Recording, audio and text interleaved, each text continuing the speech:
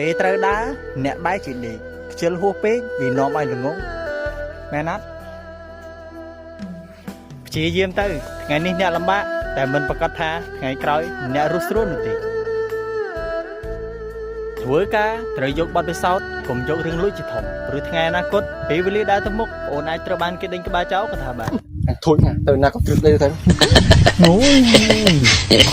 អូ Hello អ្នកនរគ្នាមានខោជើងប៉ាត់ចូលថ្មីទៅអ្នកនរគ្នាអ្នកណាត្រូវការអាចមើលបានអ្នកនរគ្នាមានខោជើងខ្លីក៏មានដែរអ្នកនរគ្នានឹងស្ពុតកាបូអ្នកនរគ្នាមានច្រើនពណ៌ច្រើនសាយអ្នកនរគ្នាតោះយើងមានអាវនៅខាងក្នុងទៀតអ្នកនរគ្នា